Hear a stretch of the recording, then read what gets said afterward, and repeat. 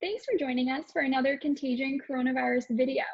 Today we're joined by Dr. Michael Gusmano from the Rutgers School of Public Health. Thank you so much for joining us today. Oh, it's my pleasure. Thanks for inviting me. Great. So why don't we just get started? The COVID-19 situation is developing very rapidly, and some clinical trials are being approved to, and begin enrolling at what seems like breakneck speed. So what are some important standards that we need to make sure are being maintained during this time? Yeah, well, it's a good question. I think it's incredibly important that we make sure that the trials are well designed, that they can use innovative designs, including complex designs, but that they ought to be using well-designed trials with controls. One of my big concerns is that we have sort of rushed in some cases into the use of treatment under the Federal Emergency Use Authorization Act without controls. And this can be a big problem because then obviously it makes it far more difficult to evaluate whether any effects are due to the intervention or not, and whether or not there are significant harms associated with that intervention. So I think sticking with the usual standards of designing trials well is important. I also think it's important because one of the things that we have tried to do in the rush to find vaccines and treatments for COVID-19 is in some instances to skip over animal testing or to do parallel animal testing. And I think we should have a public registry for any of the results from the parallel animal testing that's going on. One of the concerns is that if you begin to see safety problems in the parallel animal testing, the phase 1 human trials should be stopped immediately. So it's important for the public to have access to that. Similarly, we are enrolling some healthy people in trials for vaccines. And it's really important from an informed consent point of view to make sure that those people who are being enrolled realize that in some instances there haven't been animal trials, or that they are going on in parallel so that they better understand the risks of what they're facing. So I guess my next question is, how can federal health officials and agencies work to maintain standards and make sure that they're being upheld in COVID-19 research?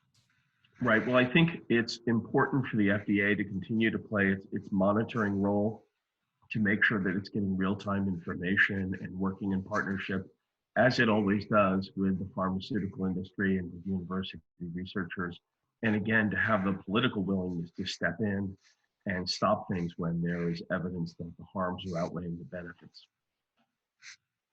Now, is it correct to assume that maintaining these ethical standards will require collaboration between researchers and pharmaceutical companies and federal agencies?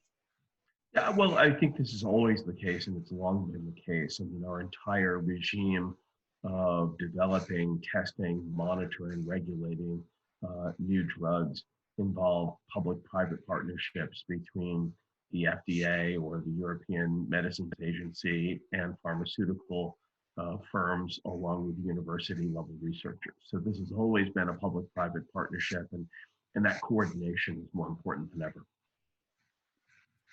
So for COVID-19 mitigation, it's counting a lot on isolation and social distancing to reduce the burden of COVID on healthcare systems. So how can protocols for clinical trials, not necessarily for COVID, but other disease states, be modified to account for this? Well, again, another good question. And I think if you go onto the websites of a lot of the IRBs around the country at major universities, including Rutgers, you find information about how they are modifying, working with researchers to modify protocols. So some human subjects research has simply been stopped because if it's not essential, it shouldn't continue to go on to put people at risk. So some of my research actually is currently on hold because it involved focus groups, for example, that were not related to COVID, and it just makes absolutely no sense to continue with that when people are at risk. Obviously, for the things we're talking about in terms of clinical trials for vaccines or treatments directly related to COVID, they're making accommodations, but even for other clinical trials, they can make some accommodations. For example, it may be possible in some trials for the experimental drugs to be delivered to the home and for people to take those drugs at home and provide appropriate reports back to the researchers and collect data that way. When people have to come into the clinic, obviously they engage in all of the usual sort of social distancing when possible, the use of protective equipment, hand washing, and the like when people are there. And so in every instance, I think what you're seeing is IRBs appropriately re-reviewing protocols to make sure that they've been modified to minimize the possible harms that people will face as we're trying to continue to develop new treatments. Now, if you go on clinicaltrials.gov, you can see that there are thousands of randomized controlled trials already for COVID-19 countermeasures. Right. So is there a way to prevent the duplication of efforts? Well, that's what we're trying, and we'll see if it's successful. If you go back last month, the Gates Foundation actually began this before governments did, and so they started trying to put together a coordinated effort with agreements among not-for-profits who were helping to fund some of this work, pharmaceutical companies, university researchers.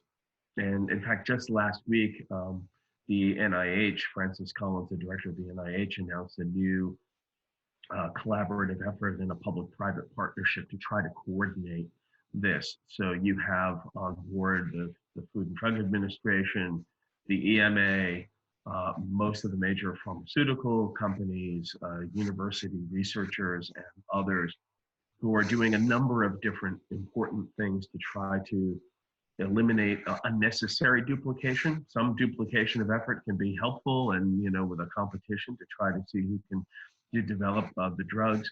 But what you don't want to be doing is to conduct multiple trials that are not informing each other. So if good evidence starts to come in that a promising drug isn't as promising as we hoped, you want to redirect efforts away from that and toward things that seem to be working. The other important thing, or one of the other important things that effort is going to try to do, is to the extent possible, standardize protocols, standardize the use of various outcomes like the biomarkers that are being used by different trials. And that can be valuable because then you can actually compare results from multiple trials that are going on to see if they're consistent with each other. If they're all using different protocols and different markers, it might be more difficult to kind of coordinate that effort. So whether this will work is something we're going to find out, but I think it's a very good step, first by the Gates Foundation and now by the NIH, to try to make that work. Absolutely. Do you have any final thoughts or comments? Well, I mean, my biggest concern all along is that we have to not rush the science. There is a completely understandable desire to find a vaccine and or a cure as soon as humanly possible, given the amount of suffering and death that is going on. But it can be incredibly dangerous to try to rush things into the clinic without appropriate evidence. We've seen some of that already with hydroxychloroquine and some of these other things that have come to the fore and been rushed into the clinic. Under the best circumstances, all drugs have some side effects and can produce some harms. There are very few benign interventions in the clinic. The real question is, do the benefits outweigh those harms? And does it make sense to continue to move forward? And frankly, the only way to do that is with good science. And I'm afraid that the kinds of clinical trials that we're talking about, particularly the development of vaccines, just take a lot more time than any of us would like to believe. But I think that's one of the kind of grown-up questions that we have to deal with, and part of the hard truth people are going to have to accept is that when you try to rush this, you can do some significant damage to people's health. The idea that they have nothing to lose is ridiculous, because even when people are facing a life-limiting illness, You can induce suffering. You can hasten death unnecessarily if you are giving them drugs for which we know there are harms and for which we have no evidence that there are benefits. So it's important not to rush this stuff. Absolutely. Thank you so much for joining us this morning, Dr. Gusmano. We really appreciate hearing your perspective. Great, thank you. It's nice speaking with you.